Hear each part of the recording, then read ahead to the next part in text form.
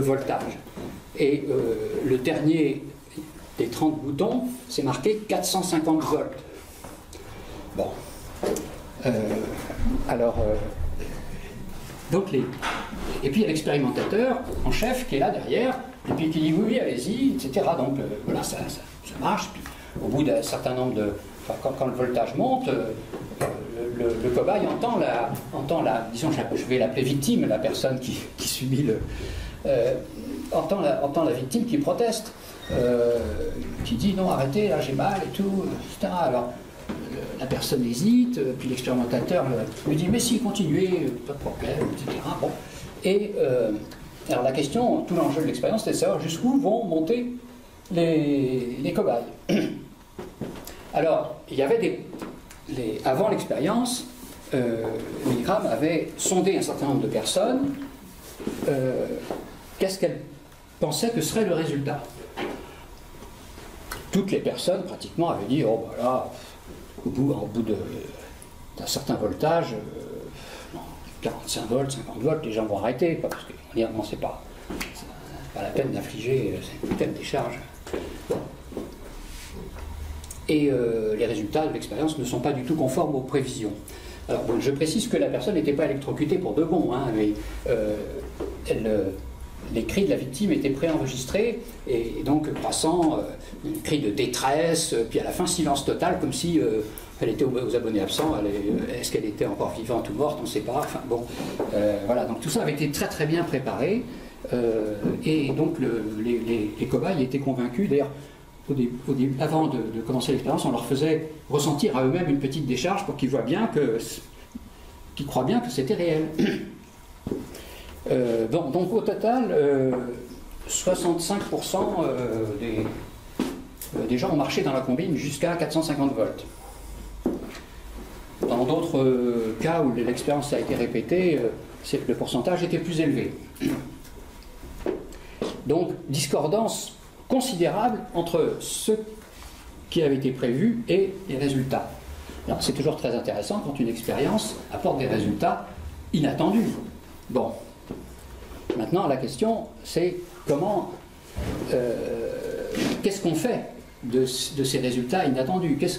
Quelle nouvelle connaissance on peut en tirer? Mais avant d'aborder cette question-là, faut que je vous fasse part de quelques variantes que Milgram avait introduites dans son expérience. C'était vraiment, son affaire était très très très bien goupillée. En fait, il avait réfléchi de longue date là-dessus.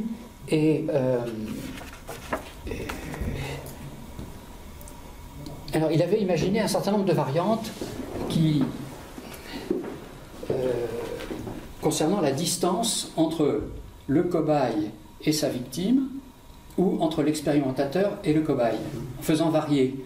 Vous voyez, qu'est-ce qui se passe si le cobaye ne voit absolument pas la victime, ne fait qu'entendre quelqu'un qui est de l'autre côté d'une cloison? Alors là, ça monte assez haut. En revanche, s'il voit la victime, là le pourcentage de choc électrique violent baisse. S'il est au contact physique avec la victime, donc il doit lui appuyer la main sur le... non, alors là, il a du mal à... Bon, le pourcentage baisse encore. Alors d'un autre côté, si l'expérimentateur est là, tout à côté du cobaye, il le pousse, bon, le cobaye résiste difficilement. Si l'expérimentateur s'absente, bon, là, il y a du relâchement. Dans le cas où l'expérimentateur n'est pas présent, il est très fréquent que le cobaye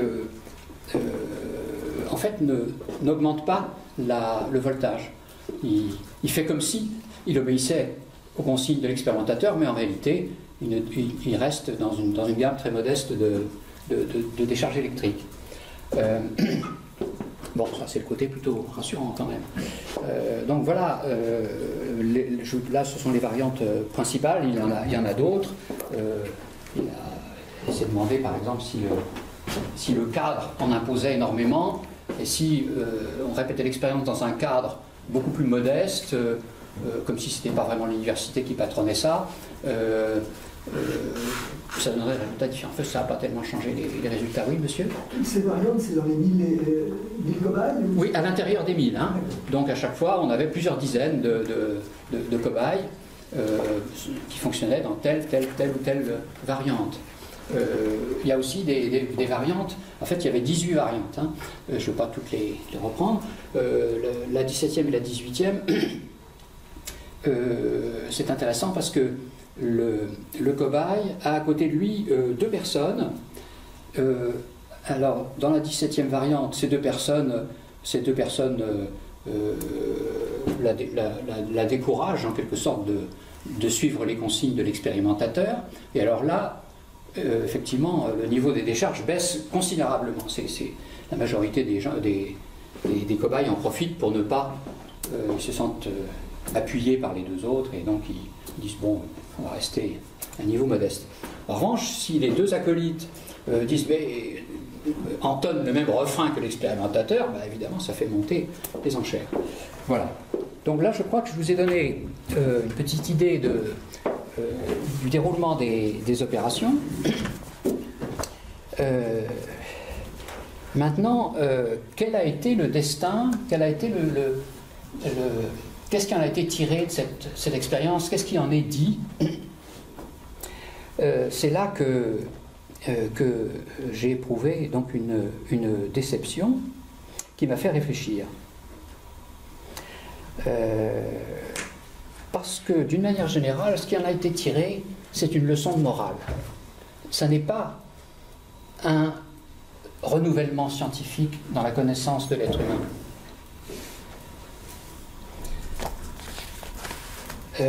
Et d'ailleurs, cette expérience dans les universités américaines, les étudiants sont très fréquemment, on leur raconte cette expérience, on leur dit oui, voilà, vous voyez, il faut être vigilant, hein, parce qu'on peut se laisser prendre, il faut résister, etc. Enfin bon, donc on leur fait un petit sermon illustré par cette expérience. Enfin, un sermon, c'est pas une avancée scientifique. Voilà.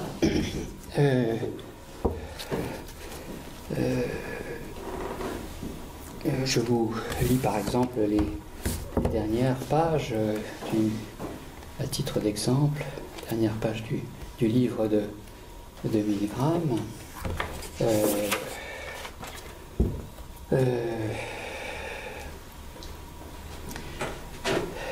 Voilà, il est question de ce que cette expérience nous révèle est dangereux, c'est la faculté qu'a l'homme de dépouiller son humanité quand il renonce à son individualité pour devenir partie intégrante d'une des structures hiérarchiques de la société. Voilà, c'est inquiétant. Ces résultats incitent à penser qu'on ne peut faire confiance à l'homme, au type de caractère produit par la société démocratique, dès lors que l'ordre leur paraît émaner d'une autorité légitime. Et pour finir, Milgram cite un autre auteur américain qui s'appelle Harold Lasky.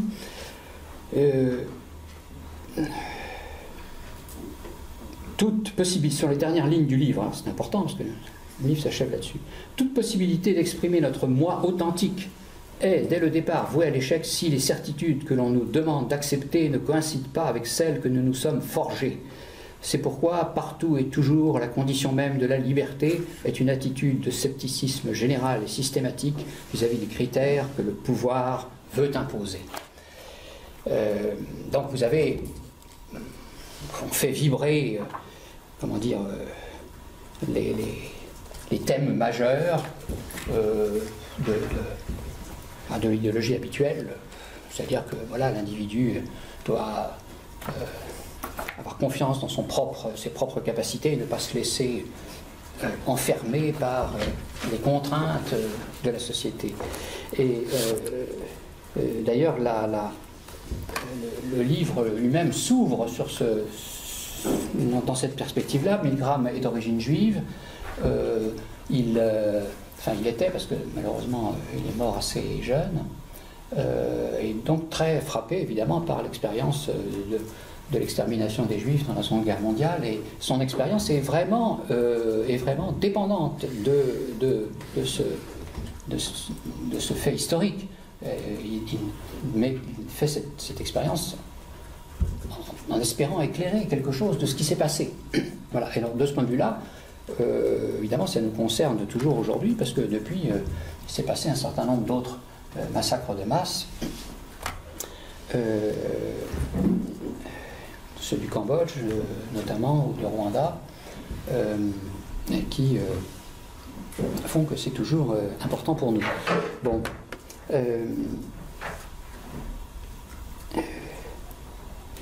Il y a un livre qui a été écrit, là je vais vous lire aussi un passage, un philosophe qui relie le livre de Milgram et en même temps qu'un certain nombre d'autres expériences de psychologie sociale. Et je vais vous donner un échantillon de sa prose. Oui, page 135. Là aussi, vous allez voir qu'on est loin d'une avancée scientifique, ou d'un souci de faire une avancée scientifique.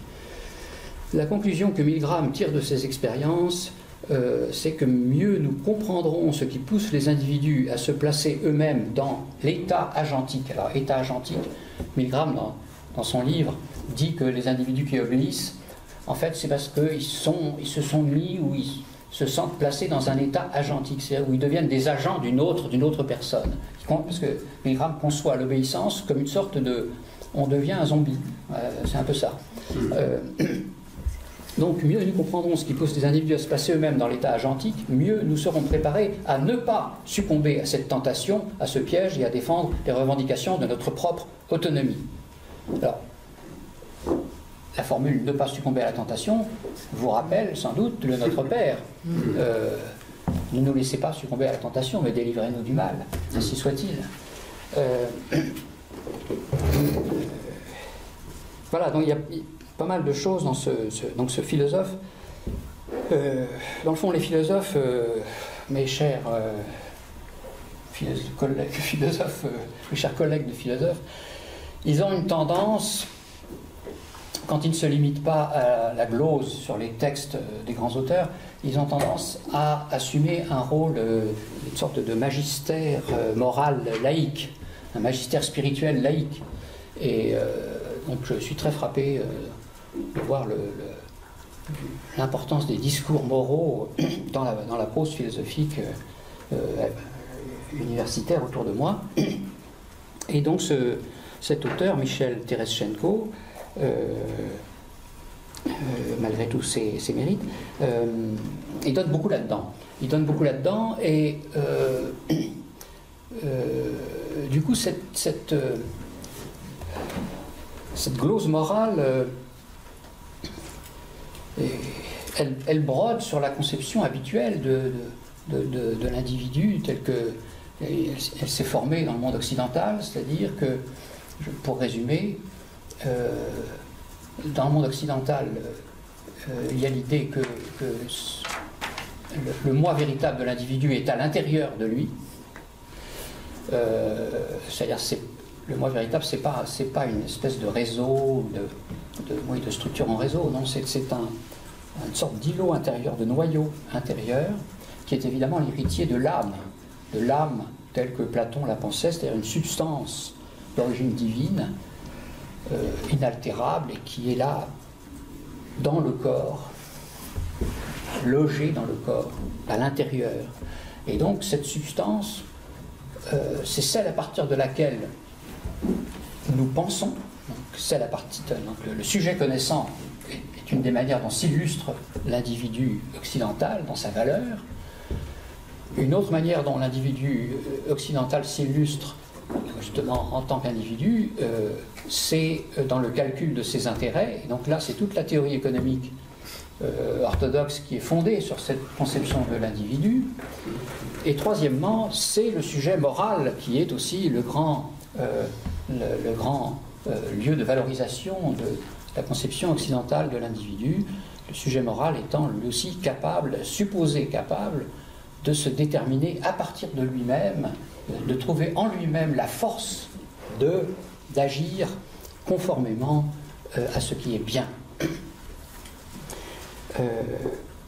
Alors, l'expérience de Milgram, qu'est-ce qu'elle met en évidence? Elle met en évidence quelque chose de très décevant par rapport à cette conception occidentale de l'individu.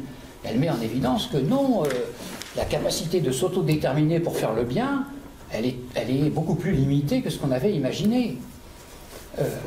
De sorte que moi je suis tout de même très frappé quand je lis des commentaires de cette expérience, soit par Milgram lui-même, soit par d'autres, qui en profitent pour entonner à nouveau, renchérir sur la conception occidentale de l'individu avec ce tour rhétorique qui consiste à dire « Ah, vous voyez, comme nous sommes faillibles, eh bien il faudra donc être d'autant plus vigilants et placer d'autant plus notre dignité dans la capacité de faire le bien par nous-mêmes, quels que soient les obstacles que la société nous oppose, l'autorité, etc. » Bon, voilà.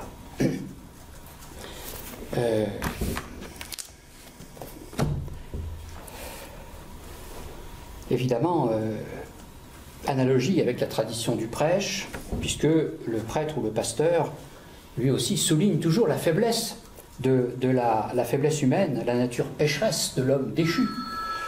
Et un des topos classiques du sermon, c'est d'opposer le chemin large et agréable qui mène à la perdition au chemin rude et escarpé qui mène au salut.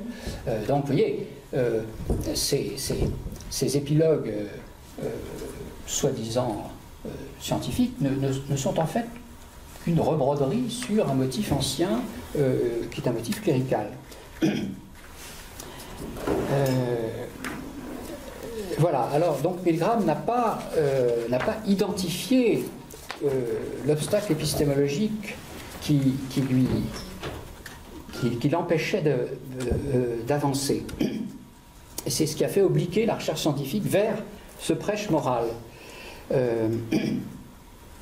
Et ce qui bloque donc, vous voyez, autant cette série d'expériences est remarquable, c'est quand même dans le domaine des sciences humaines, on peut saluer ce montage expérimental, dire vraiment là, le mec s'est bien débrouillé, c'est un boulot sérieux, on a répété l'expérience et tout, c'est fiable.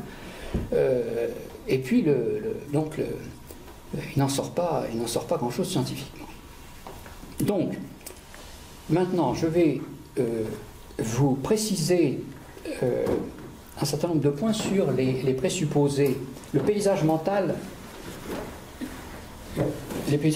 dans la tête de Stanley Milgram et dans la tête d'un grand nombre de ses lecteurs. Quels sont les présupposés dans le cadre desquels il situe sa recherche. Et puis ensuite, je vous livrerai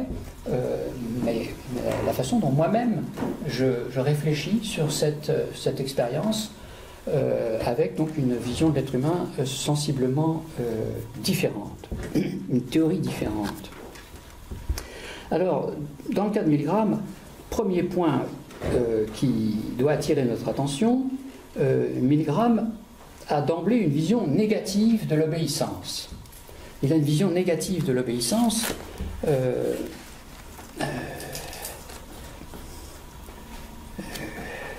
Milgram, il appartient à cette génération de gens que les Américains, ce qu'on appelle aux États-Unis les liberals, des gens plutôt progressistes, avec une vision en principe optimiste de l'humanité, plutôt de gauche. Et donc, il a une vision de l'obéissance tout à fait négative. De par sa nature même, l'obéissance consiste dans le fait qu'une personne en vient à se considérer comme l'instrument destiné à exécuter les volontés d'une autre personne. L'essence même de l'obéissance, c'est une situation dans laquelle un individu s'abandonne totalement à l'autorité et n'estime plus être la cause efficiente de ses actes. C'est une définition très biaisée de l'obéissance, car nous n'arrêtons pas dans la vie ordinaire de nous conformer à un certain nombre de prescriptions, à commencer lorsque nous sommes enfants, nous ne sommes pas pour autant transformés en ces sortes de zombies, là, d'instruments hypnotisés que veut nous montrer Milgram. Donc vous voyez, il a une vision très négative de l'obéissance et par conséquent aussi de l'autorité. Donc on a là un jugement de valeur dès le début du livre. L'expérience, si bien montée soit-elle, est déjà encadrée dans un jugement de valeur. Donc Milgram ne va pas étudier l'obéissance dans les cas où il est bon que les gens obéissent. Pas du tout. Donc toute sa recherche se trouve d'emblée focalisée sur la question de la force ou de la faiblesse morale des individus. Il ne considère pas le fait que d'une manière générale nous faisons ce que d'autres attendent de nous et que c'est là quelque chose de tout à fait nécessaire et bon d'une manière générale dans la vie sociale. La vie sociale repose sur le fait qu'on peut s'attendre à ce que les autres réagissent de telle manière. Et donc il y a une coordination de facto entre les actions des uns et des autres qu'on appelle ça obéissance ou autrement. C'est un ressort nécessaire et qui n'est pas en lui-même malsain du fonctionnement humain.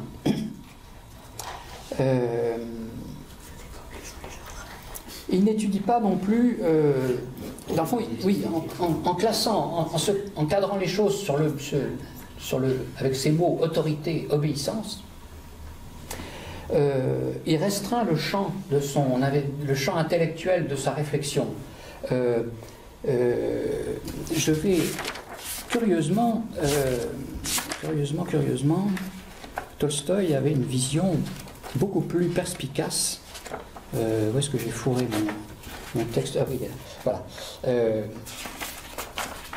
Voilà. Alors c'est un peu humiliant pour les sciences humaines, mais voilà un écrivain, Tolstoï, qui, dans la dernière page de son livre Guerre et paix, nous propose une réflexion tout à fait intéressante sur ces questions. Et élargit justement le champ comme on aurait pu souhaiter que Milgram le fasse. Voilà ce que dit Tolstoï. Il remarque il dit oui, voilà, il y a des choses qu'on peut faire, on les décide par nous-mêmes. Je lis un bouquin, je décide d'arrêter de le lire, je le referme.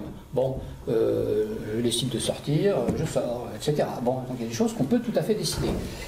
Il dit oui, mais il y en a d'autres, non. Par exemple, je vois un enfant et un chien se jette sur cet enfant, je ne peux pas ne pas lever ma main pour essayer d'empêcher le chien de mordre l'enfant. Je suis un soldat dans le rang et je ne peux pas ne pas suivre le mouvement de mon régiment.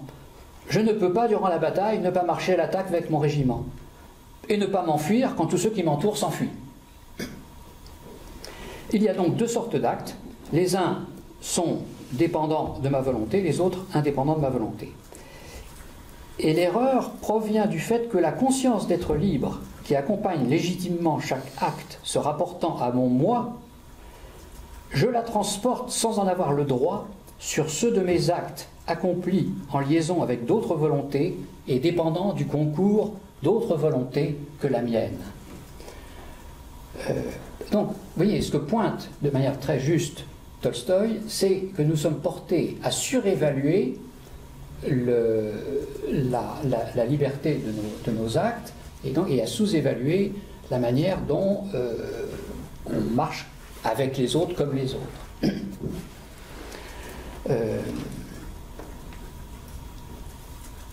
Donc plus notre activité est indépendante des autres, plus elle est libre. Inversement, plus notre activité est liée à autrui, moins elle est libre. Le lien, alors là aussi, je termine là-dessus, le lien le plus fort, le plus indestructible, le plus lourd, le plus constant qui nous rattache à nos semblables est ce qu'on nomme pouvoir. Et le pouvoir, pris dans son sens véritable, n'est que l'expression de la plus grande dépendance où l'on se trouve à l'égard d'autrui. Donc, Tolstoï attire notre attention sur le fait qu'il y aurait dans la condition humaine une inévitable dépendance à l'égard d'autrui. Voilà, ce qui donne lieu à toute une série de choses, notamment des faits qu'on trouve dans l'étoffe de son roman Guerre et paix. Donc, voilà cette réflexion de Tolstoï que je voulais porter à votre connaissance. C'est écrit en 1869, puisque c'est la dernière partie de Guerre et Paix. Et maintenant, je vous lis un passage de Simone Weil qui prolonge en quelque sorte, involontairement, enfin sans l'avoir prémédité, la réflexion de Tolstoï. C'est dans un livre de Simone Weil qui s'appelle Oppression et liberté, qu'elle a publié en qui a été publié en 1955. Je ne sais pas s'il a été écrit en cette période-là ou plus tôt. La connaissance du monde où nous vivons a pu se développer à partir du moment où la ville de Florence, après tant d'autres merveilles, a apporté à l'humanité, par l'intermédiaire de Galilée, la notion de force. C'est alors seulement que l'aménagement du milieu matériel par l'industrie a pu être entrepris. Et nous, qui prétendons aménager le milieu social, nous n'en posséderons pas même la connaissance la plus grossière aussi longtemps que nous n'aurons pas conçu clairement la notion de force sociale. Autrement dit, quand elle parle de force sociale, Simone Weil, elle désigne le même phénomène que celui que Tolstoï décrivait en termes de pouvoir et de dépendance d'autrui. Donc elle désigne, c'est comme si elle pointait là le fait qu'il y a quelque chose qu'on ne comprend pas bien là, et qui serait important de comprendre. Elle ajoute: Galilée ne se heurtait qu'à une poignée d'hommes puissants spécialisés dans l'interprétation des Écritures. L'étude du mécanisme social, elle, est entravée par des passions qui se retrouvent chez tous et chez chacun. Donc, elle a aussi, là, elle pointe le fait que dans les sciences humaines, il y a une difficulté qu'on ne trouve pas au même degré dans les sciences de la nature. C'est-à-dire que nous avons notre manière d'être, nos relations, nous, dans la vie avec les autres, et que donc on a des choses à ménager, on a des intérêts à préserver, on a des modes de pensée à préserver ou à, au contraire, bannir. Et que donc notre réflexion sur le fonctionnement de l'être humain, elle n'est pas libre et indépendante. Bon, donc je reviendrai sur cette question de cette force qui agit sur l'être humain, puisque c'est bien ce que l'expérience de Milgram met en évidence.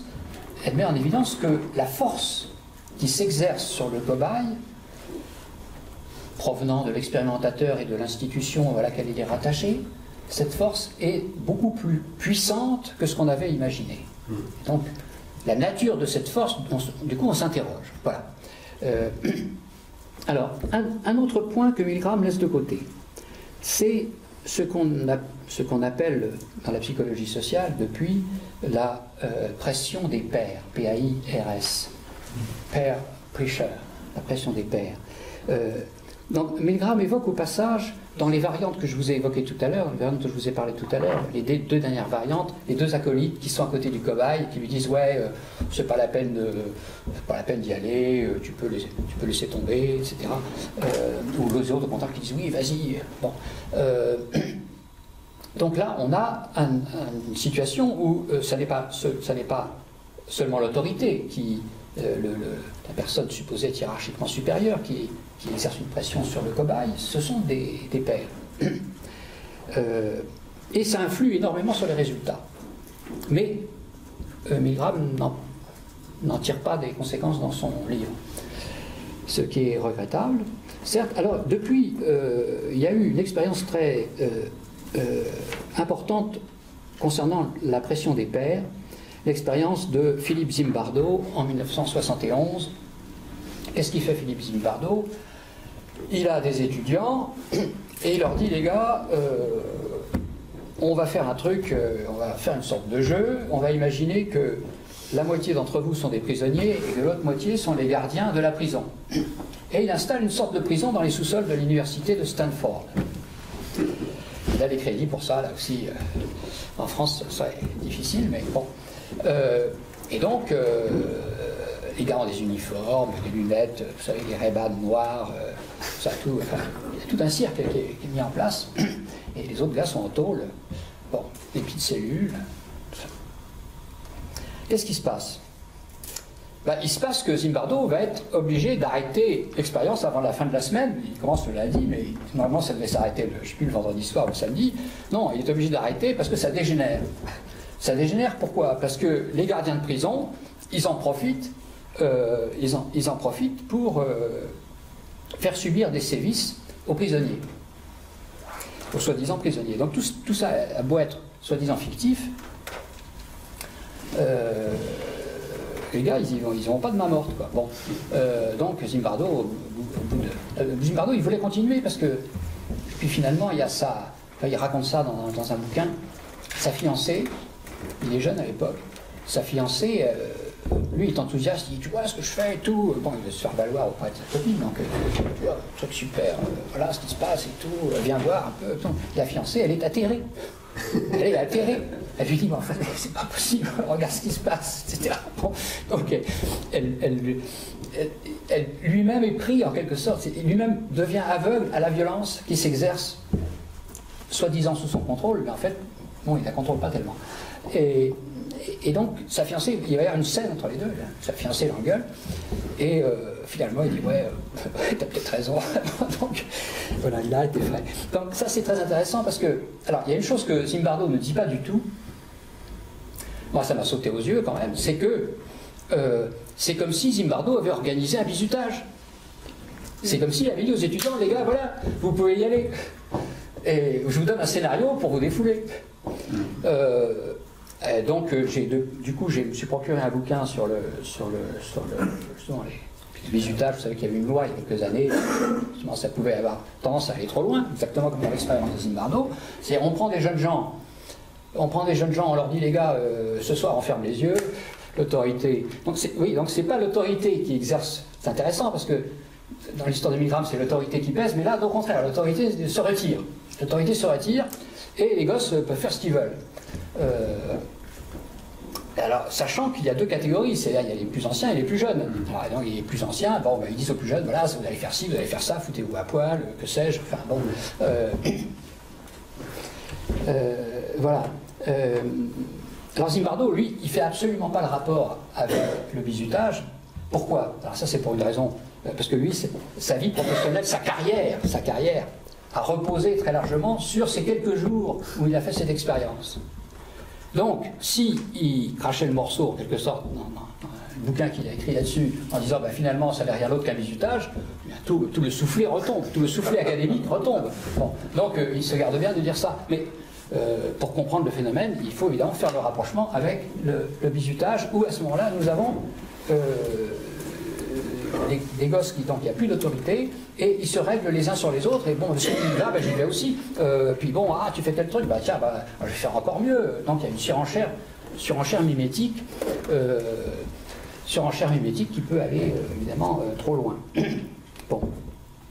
Voilà, donc cette question, c'est intéressant de prendre ça en considération, puisque là, on n'est plus dans le cadre obéissance-autorité, mais on est toujours dans le cadre où des individus exercent une force sur d'autres individus et se sentent conduits à faire ce qu'ils ne feraient pas s'ils étaient seuls, mais ils le font parce que les autres le font aussi.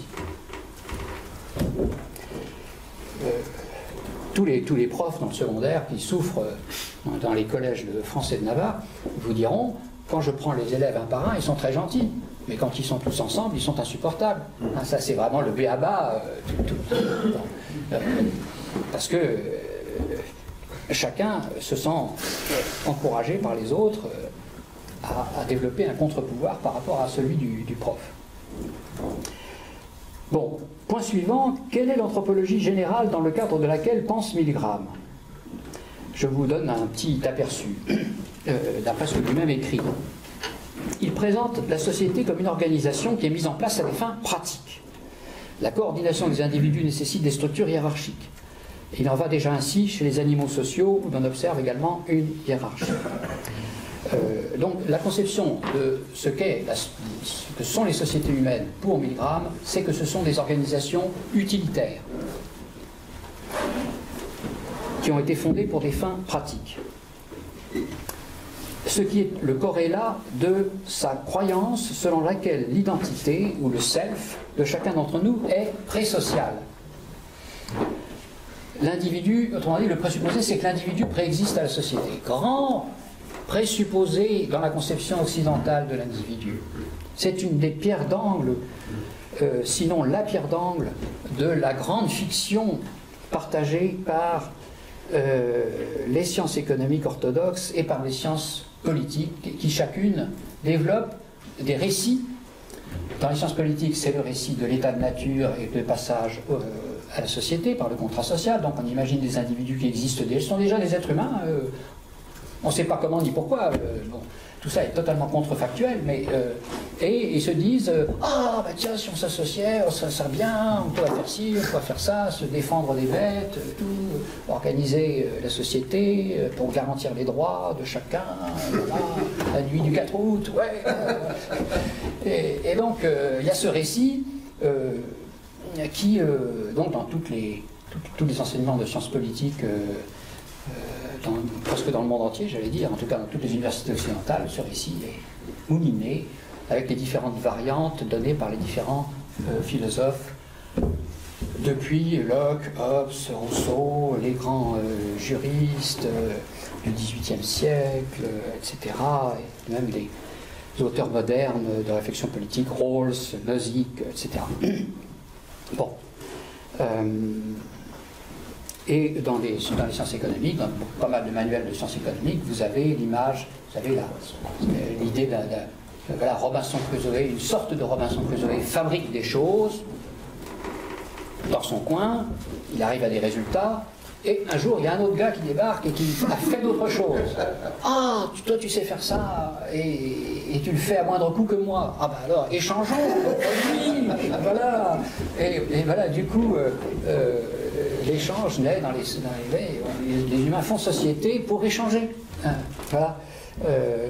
Bon, là, ça vous fait rigoler, mais c'est quand même écrit noir sur blanc dans différents manuels de sciences économiques. Hein, et donc, vous voyez, quand je vous parlais tout à l'heure de Kepler, Galilée, etc., qui sont dans une vision théologique, et malgré tous leurs efforts scientifiques, ils ne peuvent pas sortir vraiment de cette vision. Ils sont dedans. Ils n'y renoncent pas. Même Newton, qui vient après, Newton, il y a plein d'écrits quasiment d'écrits religieux sur les anges qui dirigent les planètes, etc. Enfin, des choses qui me paraissent très étonnantes, qu'on a laissé de côté, évidemment, mais eh bien, vous voyez, on fait les malins par rapport à Newton, et on dit ah oui, oh, ils étaient un peu naïfs, ils croyaient, tout ça, nous on est dégagés de tout ça. Mais nous, en fait, non, c'est pareil. Dans le domaine des sciences humaines, on est exactement, on répète des fictions, et des fictions qui sont en plus contrefactuelles. C'est-à-dire qu'on a tous les moyens aujourd'hui de savoir que c'est totalement faux.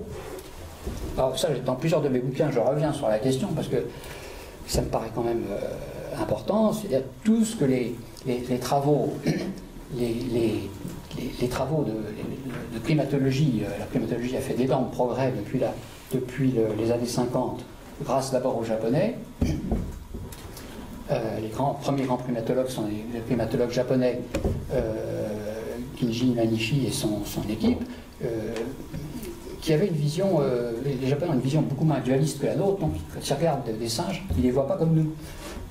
Ils voient des êtres vivants un peu comme eux-mêmes. Donc ils se disent, tiens, celui-là comment il fait, tiens, celui-là, donc ils repèrent les indiens. Donc de cette façon, ils ont pénétré peu à peu dans la vie sociale des singes. Ils ont vu que c'était une vie sociale beaucoup plus compliquée. Enfin, une vraie vie sociale, oui, avec des alliances, toutes sortes de choses. Comme il y a chez nous une politique, des rivalités, etc., des ténors, des gens soumis, des amis, des ennemis, tout. Bon, la conclusion, ça veut dire qu'il y a une vie sociale depuis des millions d'années. Donc, n'allez pas nous raconter qu'il y a un jour des êtres humains qui se sont dit « Ah, tiens, si on forgeait une société !» Ben non, elle est là depuis des millions d'années. Donc, les gars, vous n'avez rien inventé. Alors, ça, c'est... Les paléoanthropologues, ils nous disent la même chose, mais en s'appuyant sur d'autres raisons. C'est-à-dire, comment, par exemple, comment le langage humain, il est quand même très particulier par rapport au langage des animaux. C'est-à-dire que les singes, ils ne peuvent pas tellement discuter de la pluie et du beau temps. Il n'y a pas tellement de vocabulaire. Les singes, ils communiquent, mais ils interagissent. Oui, ils interagissent de manière subtile, mais le contenu est proche de zéro. Il y a très peu de possibilités de désigner, il y en a un petit peu, mais désigner, ah tiens, il y a un danger qui vient du ciel, il y a un danger qui vient par là, bon, d'accord, mais c'est très très limité. Chez les humains, nous, on peut raconter des tas d'histoires à n'en plus finir.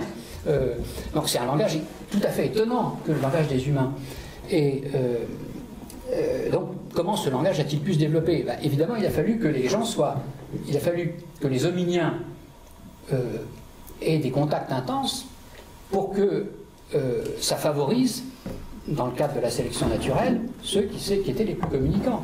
Et que ceux qui étaient incapables de discuter avec leurs progénères aient moins de chances, moins de succès reproductif. Hein. D'un point de vue darwiniste, il n'y a pas d'autre manière d'expliquer l'émergence de quelque chose d'aussi extraordinaire que le langage humain que évidemment de penser que la vie sociale existe depuis très longtemps et que donc c'est en s'appuyant sur cette vie sociale et en la développant que le langage lui-même a pu apparaître. Et alors il y a aussi une troisième discipline qui a joué, qui s'est aussi beaucoup développée depuis le lendemain de la Deuxième Guerre mondiale, c'est l'étude du développement des bébés. Et là aussi, là c'est convergent. C'est-à-dire que le bébé ne devient un être humain que pour autant qu'il est soutenu par des relations humaines. Il n'y a pas de bébé qui devient... Ça, c'était le rêve au XVIIIe siècle. Il y a des textes comme ça étonnants. Où Buffon, par exemple, il imagine le premier homme, il ouvre les yeux, il voit le monde autour de lui. Ah, c'est merveilleux, etc. Donc, un premier homme qui... Il n'y a pas d'enfant, vous voyez, tout de suite, il a tout dans la tête. Vous voyez à quel point l'histoire d'Adam et Ève a marqué le monde occidental d'une manière incroyable. Cette idée de l'homme tout fait qui sort des mains de Dieu. Rousseau dit, c'est au début de l'Émile, il dit « Tout est bien sortant des mains de Dieu, tout dégénère dans les mains de l'homme. »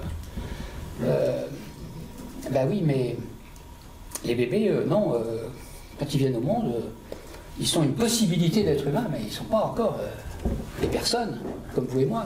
Il faut qu'ils aient des contacts avec des personnes, c'est à la génération précédente, pour que ces personnes les amènent dans ce monde dans ce monde humain. Sinon, on se retrouve devant ce qu'on a vu dans les orphelinats roumains il y a quelques années, où les gosses étaient là complètement au cirage. Bon. Donc, là, dans le fond, je suis en train de vous dire les présupposés anthropologiques de Milgram, c'est zéro. Hein, il faut complètement revenir là-dessus. Bon, de Milgram, mais de bien d'autres. Hein, le pauvre gars, il n'est pas le seul à penser ça.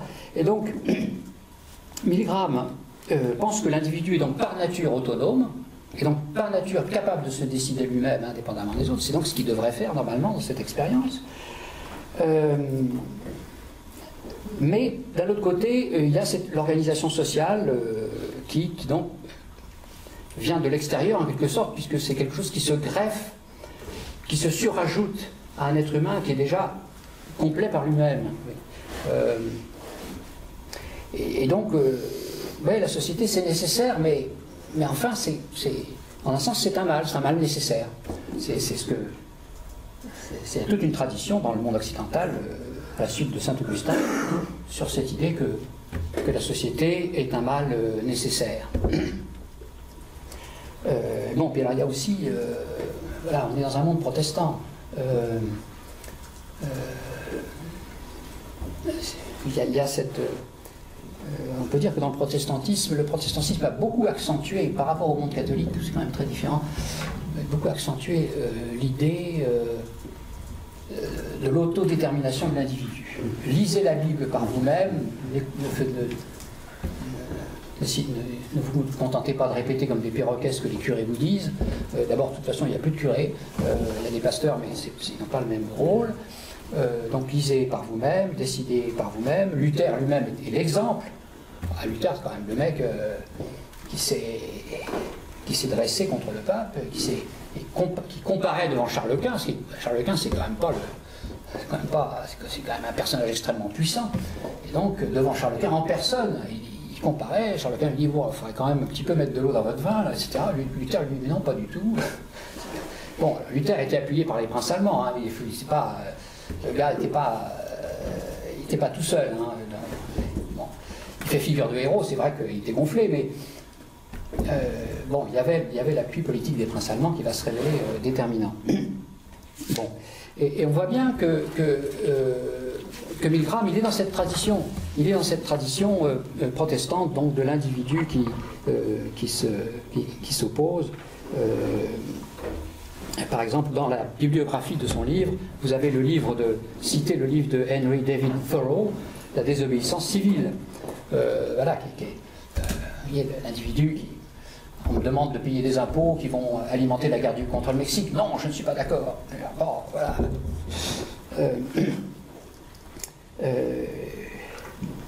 Et donc il y a toute cette tradition qui fait que Milgram a un préjugé très fort contre la notion d'autorité et la notion d'obéissance. Il y a une vision, dans le fond, héroïque, hein, voilà, de l'individu. Alors, un autre point encore, je crois que c'est le dernier, avant que j'aborde la suite, un angle mort dans la vision que Milgram a de son dispositif expérimental. Bon, donc là, c'est plus technique, c'est plus précis. Alors, les cobayes dans l'expérience de Milgram n'ont aucun lien institutionnel avec lui, ni avec son labo. Ils sont recrutés à l'extérieur. Ils ont un dédommagement non négligeable, nettement supérieur au salaire minimal horaire. Mais enfin, ils ne sont pas des salariés, donc il n'y a pas de dépendance institutionnelle. Donc Milgram n'a pas sur eux cette sorte de pouvoir qu'a le patron sur ses employés. Et ça, il en est conscient, mais il y a un autre aspect de son pouvoir dont il n'est, à mon avis, pas pleinement conscient. C'est que Milgram, il a tout goupillé. Donc lui, il est dans son élément. Il est dans son laboratoire. Tout ça lui est familier. Et en plus, il a machiné ce dispositif expérimental, Rotor, dont il maîtrise tous les aspects, parce qu'il a bien préparé ça. Donc. Mais le gars qui débarque là-dedans, lui, il est complètement paumé. Le gars qui débarque là-dedans, il est en territoire étranger. Il est plongé dans un univers, oui, dans lequel il n'a pas de repère. Donc, on lui dit, tu fais ça. Sur quoi pourrait-il s'appuyer pour dire, ben non, je vais faire autrement. Hein. Bon, ça, c'est un aspect très, très pratique et important, auquel je suis sensible par mon expérience des stages de relations humaines à l'AFPA. Parce que ces stages de relations humaines m'avaient amené à des réflexions un peu comparables, dans la mesure où mes collègues et moi, nous avions, à la suite, dans le fond, de l'influence américaine sur les relations humaines, puisque la formation continue en relations humaines est, dans le fond, indirectement dépendante du plan Marshall. C'est-à-dire que les Américains ont payé très cher en vie humaine et en pognon en intervenant en Europe. Ensuite, ils amènent le plan Marshall, mais c'est pas pour rien, quand même. C'est pas pour rien. Donc, ils se disent oh là là, mais les Français, ils sont arriérés, la notion de chef, tout ça, vraiment, ils n'ont rien pigé. Il faut quand même qu'ils comprennent qu'une entreprise, ça fonctionne, ça se gère pas comme ça, avec l'idée. Vous savez, il y a beaucoup de gars qui étaient chefs du personnel, c'était des anciens militaires. Bon, donc, les Américains mettent en place des concepts, des manières de faire qui s'appuient soi-disant sur des choses très scientifiques. Voilà, il y a le leadership. Il y a le leadership autoritaire, le laisser-aller, puis le leadership démocratique. Ah, ça c'est bien, oui, vous allez apprendre ça. Bon. Et donc, dans les stages de relations humaines, il y avait des procédures qui étaient tout à fait... pour mes collègues et moi, on était familiers de tout ça, seulement les gens qui débarquaient là-dedans, eux, ils ne savaient à quelle sauce ils allaient être mangés. Il y avait des choses ils étaient très décontenancés, en fait, parce que c'était pas les manières de faire... Les animateurs des stages étaient assez sibyllins. Il y avait des phrases du genre « Oui, alors, qu'en pense le groupe ?» Alors les gens qui... oui. Donc les gens, j'ai compris au bout d'un moment qu'il y avait quelque chose qui ne collait pas parce qu'on ne tenait pas compte des usages relationnels auxquels les gens étaient habitués et on les mettait dans un truc où ils n'avaient pas vraiment leur repère, donc ils se soumettaient, oui, mais une fois sortis du stage, non, ils n'en pensaient pas moins. Et donc c'est ce qui m'a amené à être sensible à cet aspect de l'expérience de Milgram où les gens sont mis dans un dispositif qu'ils ne maîtrisent pas du tout et où trouver sur quoi s'appuyer pour refuser la place qui leur est assignée dans ce dispositif, c'est pas facile. C'est pas facile. Donc on ne peut pas tout ramener, si vous voulez, à la faiblesse morale des individus. Ça, je vais revenir là-dessus.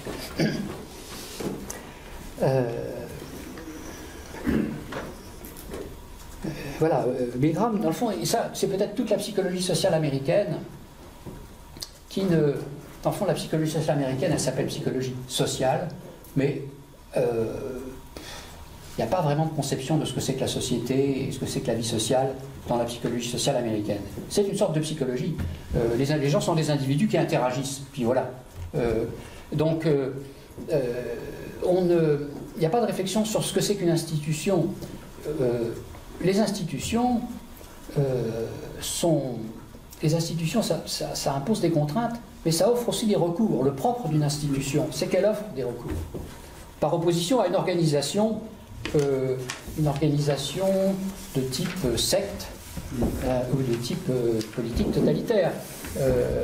Les institutions, on sait qu'il y a différentes personnes, il y a différents protagonistes, ça ne marche pas avec l'un, on va essayer de voir avec l'autre, etc. Enfin, donc, les gens peuvent se représenter, même s'ils souffrent de l'institution, ils peuvent se représenter qu'est-ce qu'on pourrait faire pour ne pas être complètement écrasé. Donc c'est la notion de tiers, si vous voulez, qui est importante dans toutes les institutions et dans tous les rapports humains. C'est-à-dire que pour n'être pas à la merci complètement de l'autre, il faut pouvoir s'appuyer sur un tiers.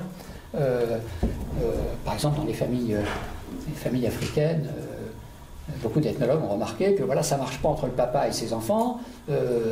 Oui, alors il y a l'oncle maternel, etc. Là, il peut essayer de faire le médiateur. Voilà.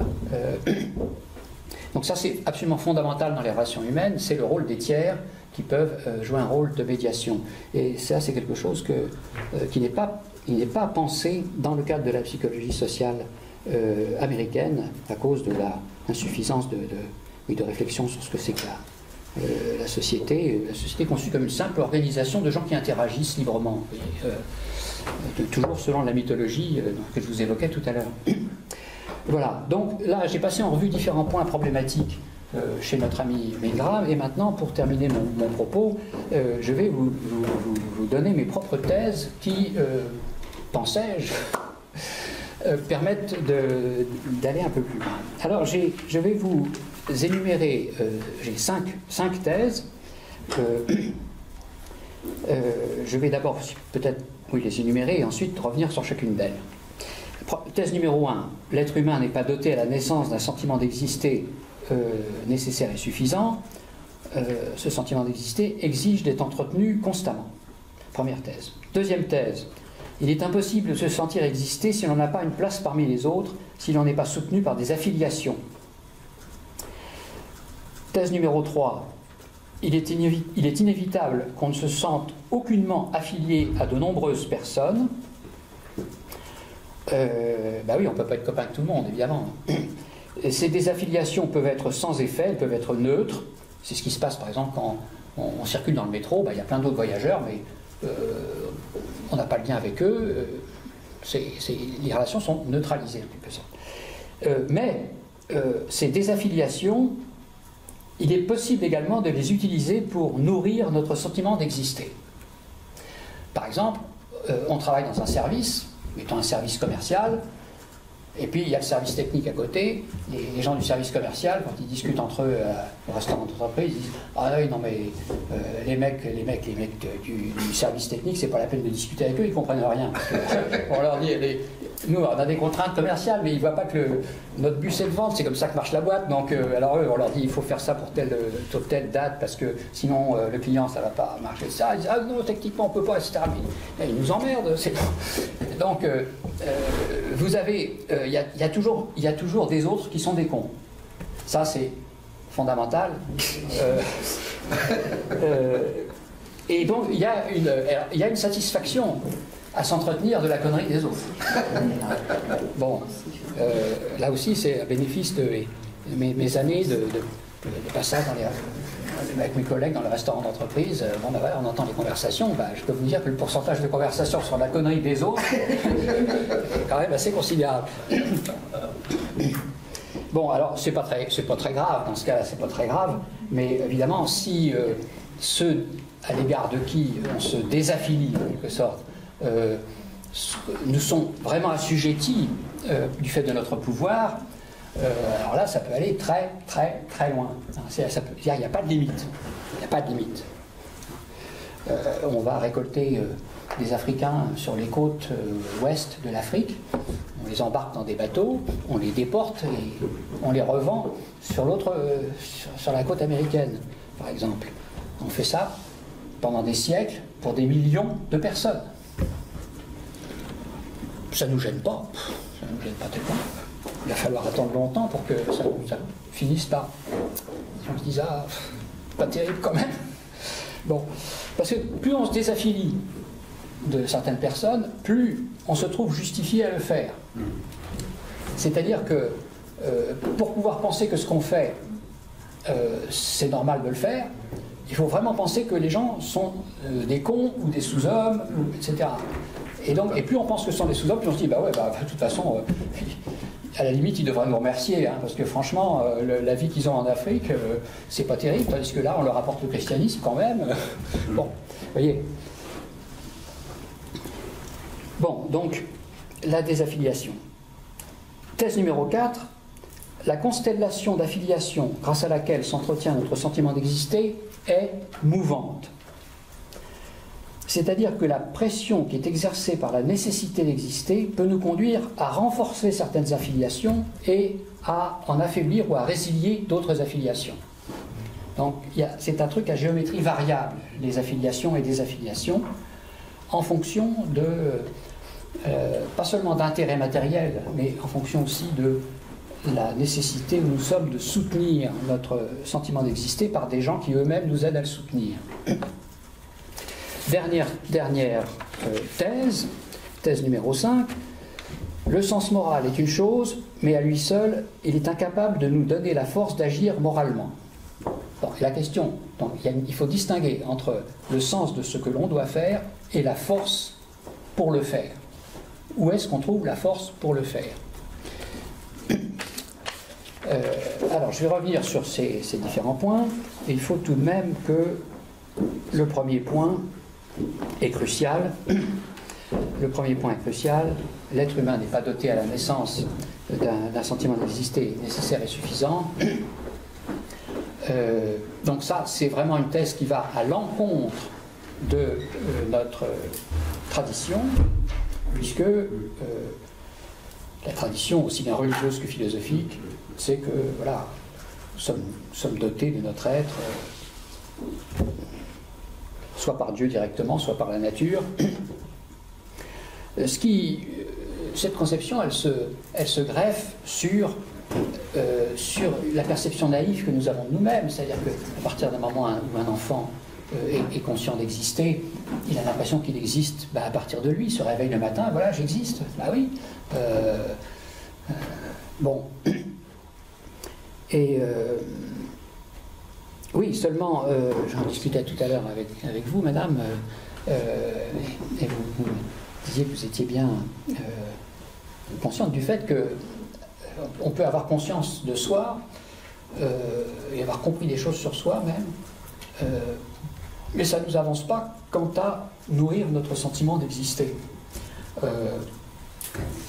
La preuve, c'est qu'il y a des gens qui se suicident en pleine conscience, qui sont conscients d'eux-mêmes, comme vous et moi. Ils sont simplement... mieux vaut se tuer que de continuer à sentir que je n'existe pas. Ah oui, ça c'est un des traits quand même particuliers de la condition humaine. Le suicide chez les animaux, on n'en entend pas tellement parler. Hein. Les animaux, ils sont poussés par une force biologique. Cette force biologique, elle les soutient suffisamment. Mais nous, il y a une force biologique qui nous soutient, oui, la vie du corps. Seulement, il y a aussi, se greffe sur ce corps, se développe une personne, et cette personne, elle est soumise aux lois de la vie. En fait, elle n'est pas une substance auto-existante, miraculeusement. Elle est soumise aux lois de la vie, c'est-à-dire que il faut que en tant que personne, nous entretenions notre sentiment d'exister, ce qui se passe par la vie sociale. La vie sociale et la culture la culture au sens large, hein, toutes les activités que nous avons, tout ce à quoi nous nous intéressons, etc., entretient en nous un sentiment d'existence. Mais ce sentiment d'existence, il est vulnérable et il peut s'effondrer. J'ai eu l'occasion de discuter à plusieurs reprises avec des médecins qui me disaient qu'ils recevaient dans leur cabinet des gens qui avaient été mis à la retraite peu de temps auparavant. Et leur vie active, leur vie était soutenue par un réseau de relations, d'activités, même s'ils s'en plaignaient. Bien sûr. Ah, quand je serai à la retraite, j'aurai plus tous ces emmerdeurs qui vont me casser les pieds, etc. Oui, seulement le jour où vous êtes à la retraite, vous vous réveillez le matin, plus personne ne vous attend. Ah oui, ça change. Ça change. Parce que la situation où on n'existe plus pour personne, ça, c'est la mort sociale. Et la mort sociale, c'est la mort psychique. Voilà. Donc voilà un petit commentaire sur cette idée que l'être humain n'est pas doté à la naissance d'un sentiment d'exister nécessaire et suffisant. Et donc thèse numéro 2, impossible de se sentir exister si on n'a pas une place parmi les autres, donc si on n'a pas des affiliations. Bon, ça, je pense, vous comprenez, alors, il faut bien voir que dans notre vie adulte, il y a des points sur lesquels rien ne change par rapport à la condition où nous étions quand nous étions des petits-enfants. C'est quelque chose qu'on n'aime pas forcément se rappeler, mais il y a on a quand même tous commencé par être des bébés, c'est indéniable. Et le nouveau-né, c'est quand même une situation étrange que celle du nouveau-né, parce qu'il est en attente de son être dans la personne des adultes qui s'occupent de lui. C'est comme si la possibilité d'être une personne, elle n'était pas d'abord en lui, mais dans les autres. Donc il est suspendu à ces autres qui sont comme des divinités, qui vont lui transmettre ce don formidable de pouvoir être quelqu'un. Seulement, et voilà, il faut que ce don se fasse, s'opère, dans des conditions qui sont toujours, qui sont ce qu'elles sont. Elles sont plus ou moins bonnes, mais voilà. Et donc cette condition, on peut observer à quel point, il suffit d'observer des jeunes enfants pour voir à quel point le désir d'exister de l'enfant est là, parce que, bah oui, pour lui, c'est un enjeu absolu, quoi. Donc être là, il voit, il est là dans un coin, il voit des adultes qui parlent, mais il faut être là où ça se passe, hein, parce que il ne faut pas être exilé, voilà, il s'approche, il veut en être, et éventuellement il prend la tête de sa mère pour la tourner vers lui, parce qu'elle parle à quelqu'un d'autre, mais je suis là, nom de Dieu. Voilà, le gosse, il veut exister, et exister, c'est être avec les autres, avoir une place parmi les autres. Bon. Donc on voit, il faut être aveugle pour ne pas voir chez les enfants à quel point cet enjeu est puissant. Alors chez les adultes, cet enjeu est recouvert, masqué, maquillé par toutes sortes de justifications, de prétextes. On parle de tas de choses qui apparemment n'ont pas de rapport avec le fait de est-ce que je me sens exister, mais à travers ça, à travers ce dont on parle, etc. C'est bien de ça dont il est question, mais de manière sous-jacente. Donc, notre condition d'adulte, sur le plan de l'existence, elle n'est pas différente de celle des enfants, mais sur les plans des modalités, oui, ça a changé, bien sûr. Donc c'est constamment à la faveur des activités qui ont une justification qui peut être technique, qui peut être sportive, qui peut être artistique, etc. Toujours à la faveur des activités qu'on a et des discours qu'on tient là-dessus, plus ou moins, avec toutes leurs justifications, leurs arguments, etc. Toujours souterrainement, c'est la question d'exister qui se joue. Donc là, le fonctionnement, ça c'est un autre problème, pour en parler, la question du fonctionnement du langage humain, c'est un fonctionnement avec un envers et un endroit. À l'endroit, on parle de quelque chose, et à l'envers, il s'agit de comment est-ce qu'on existe par rapport à l'autre. Bon, ça, on peut le montrer de manière précise. Bon, alors, la question des désaffiliations, ben, je vous ai un peu expliqué la chose. Donc, c'est pas étonnant si dans beaucoup de sociétés, à la fois on se sent exister sur la base des affiliations qu'on entretient et sur la base des désaffiliations que l'on entretient également. C'est-à-dire on va se conforter mutuellement avec le groupe des affiliés. Ouais, on est des mecs vachement bien, etc. Tout, bon, on assure, tout ça, ouais, sympa, bien, bon. Et puis, ah, mais les autres, là, putain, c'est des cons, etc. Bon, et donc, on encaisse double bénéfice, le bénéfice avec des affiliés, ceux à qui on est affilié, et le bénéfice de pouvoir penser qu'on est beaucoup mieux que les autres dont on se désaffilie. Voilà, alors, au passage, une précision, exister, le désir d'avoir la nécessité d'avoir sa place parmi les autres, la nécessité d'exister dans l'esprit des autres, comme je vous ai illustré avec la question du bébé, ça ne se résume pas au besoin de reconnaissance. Oui, je souligne ça au passage parce que la question le thème du besoin de reconnaissance, ça c'est très à la mode depuis quelques années, on en parle beaucoup. On en parle beaucoup.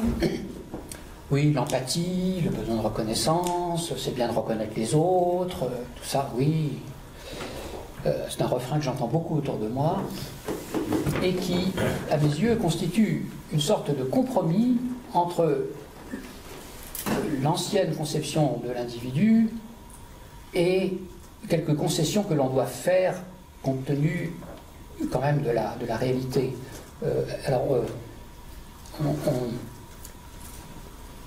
On fait des concessions à la réalité, quand même, oui, on ne peut pas dire qu'on ne dépend pas des autres. Non, on ne peut pas dire complètement qu'on ne dépend pas des autres. C'est pas vrai, là c'est utopique. Bon, mais lâcher complètement la conception de l'individu qu'on avait, oh, non. On a trouvé un moyen terme qui est d'imaginer, oui, j'existe, mais ça serait quand même mieux si les autres le reconnaissaient aussi. Donc voilà, comme ça on combine les deux. Oui, j'existe. Ah, moi, dans mon fort intérieur, je sais que j'existe. Oui, moi, j'ai même une certaine valeur, figurez-vous. Mais vous, ça serait bien si vous le reconnaissiez. Voilà. Alors, moi, ce dont je parle, c'est pas à confondre avec ça. Parce que ce dont je parle, c'est vraiment que l'être humain est exposé par une part. C'est la condition humaine, ça. Nous sommes exposés à la menace de ne pas exister. Et pas du tout. Donc il y a un enjeu, on peut dire, ontologique. Alors, pour le sens moral, la force morale, oui. On peut avoir un sens moral, oui, mais on n'a pas forcément la force. Et c'est ce que l'expérience montre, évidemment. L'expérience de Miguel montre ça. Et les gens, ils sont pas les gens qui sont les cobayes dans cette expérience ont un sens moral d'une manière générale. Il y a eu un pourcentage infime de gens qui étaient des salopards, mais vraiment infime. Seulement,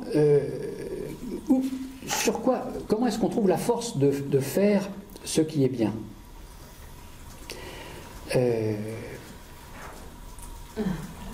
Cette force, on l'a.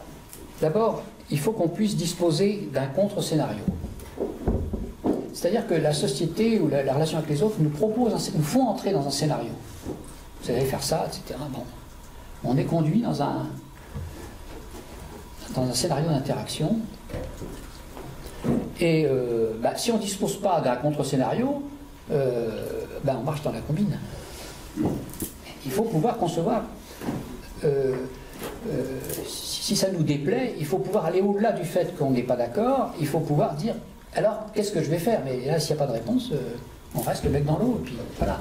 Donc il faut pouvoir construire, dire, voilà, j'ai dans la tête l'idée de ce que moi je pourrais faire. Bon.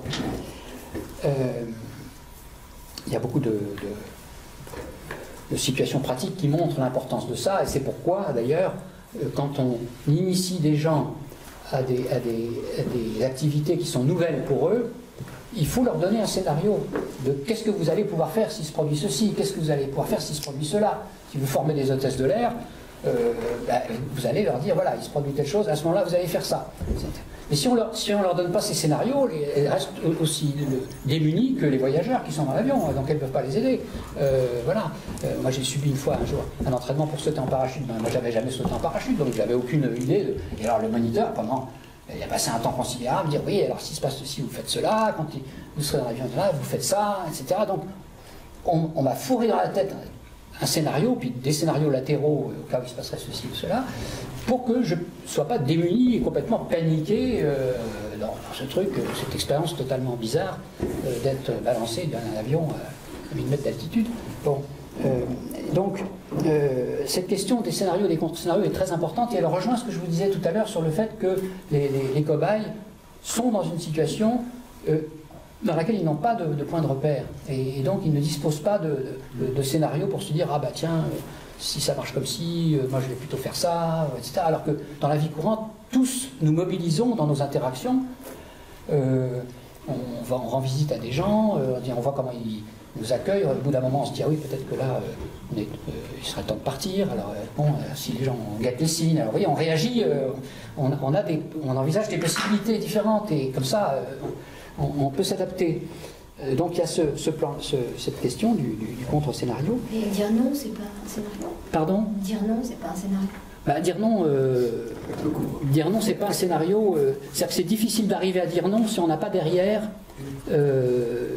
l'idée de qu'est-ce que je peux faire.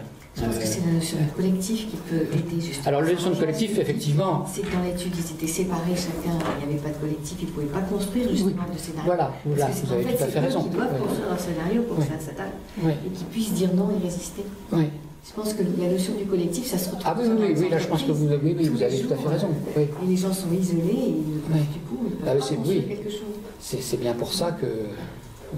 Oui, quand on veut exercer un pouvoir, la vie est un truc divisé pour régner, oui, parce que si les gens discutent ensemble, ils vont commencer à élaborer des scénarios. Dire, tiens, on pourrait faire ci, etc. C'est des méthodes managériales très développées. Oui. Mais oui, tout seul, c'est très difficile d'élaborer, d'avoir un contre-scénario. Et puis alors, deuxième chose, très importante également, c'est que pour résister, vous voyez, le cobaye qui est dans cette situation où Milgram le met, pour pouvoir s'en extraire, il faut qu'il puisse s'appuyer sur des situations antérieures vécues, qui lui offrent un appui. Les êtres humains, comme ils ont une mémoire, ils peuvent ne pas vivre entièrement dans le présent, et dans le présent, ils peuvent convoquer des expériences passées qui leur apportent un soutien. Alors, à ce point de vue-là, il y a un bouquin, une étude qui a été faite aux États-Unis par des chercheurs il y a déjà un bout de temps, qui s'appelle The Altruistic Personality, la personnalité altruiste. Il y avait eu auparavant la personnalité autoritaire, ça c'est pas bien. Bon. Alors la personnalité altruiste, oui, ça c'est bien. Et alors, ça va au-delà des bons sentiments, cette étude, elle apporte des choses intéressantes. Elle apporte, qu'est-ce qui fait que des gens trouvent la force de faire ce qu'il faut faire dans des cas où c'est difficile de le faire. Et alors, les auteurs qui ont interrogé beaucoup de gens, donc des études de cas, tout ça, ils montrent que les gens s'appuient sur un lien, justement une affiliation forte avec une personne ou plusieurs personnes, connues antérieurement, qui elles-mêmes faisaient ce qu'il fallait faire et qui se comportaient bien avec elles. Oui. Donc on a un appui existentiel. On a un appui existentiel, c'est-à-dire parce que dire non dans l'expérience de Milgram, étant donné qu'on est complètement immergé dans des situations, d'une certaine façon c'est un suicide social. Je fous en l'air complètement la place qui m'est donnée dans cette situation, donc je n'ai plus de place. Alors, il faut pouvoir s'appuyer sur une autre place. Parce que l'être humain n'existe pas sans avoir une place. Donc il faut s'appuyer sur une autre place, donc sur l'expérience passée de, voilà, j'ai eu un papa, une maman, des copains, etc., qui m'ont, voilà, et non seulement ils se sont bien conduits avec moi, mais moi je les ai vus faire ce qu'il fallait, etc., donc, oui, moi je peux aussi le faire. Ah, vous voyez, ça aussi intéressant, parce que quand on voit notre cher ministre Payon qui dit on m'a donné des cours de morale laïque, oui, bah, il veut faire la même chose que ce que faisaient les curés, mais c'est la morale laïque. Mais il ne suffit pas de dire aux gens, vous voyez, faites ceci, faites cela, etc. Nanana. Il faut qu'ils vivent une situation qui est une situation où la morale est présente, mais en acte. C'est-à-dire, il faudrait que dans la vie à l'école, les enfants voient ce que c'est, expérimentent le bienfait que des personnes exercent les unes sur les autres, et qui n'est pas seulement le discours. Si il y a le discours moral, mais qu'il n'y a pas les actes, ça reste lettre morte. Ça reste lettre morte. Et malheureusement, bon, l'école, on n'est pas là pour discuter de l'école, mais l'école française, par rapport à l'école dans d'autres pays d'Europe, est une école dans laquelle il y a un niveau de dureté des rapports humains supérieur à ce qu'il y a, par exemple, en Allemagne ou dans des pays scandinaves.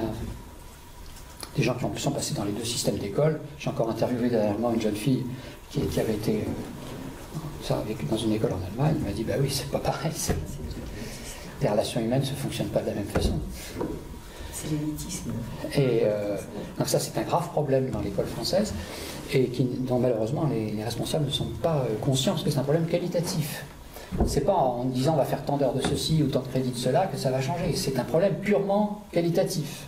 Un problème de style de relation humaine. Et pour les entreprises, c'est pareil, hein, évidemment. Ce que je dis pour l'école, là, c'est exactement pareil dans les entreprises. Il y a des tas de choses que vous pouvez compter, calibrer, etc. Mais il y a aussi tout ce qui est qualitatif. C'est là, une entreprise, c'est comme un village il y a 10 000 ans. Il y a les gens, ils sont là au contact les uns des autres, ça marche plus ou moins bien. Et il y a ceux avec qui on aime travailler, ceux avec qui on n'aime pas travailler, etc. Il y a une bonne ambiance ou une mauvaise ambiance. Quand quelqu'un rentre dans un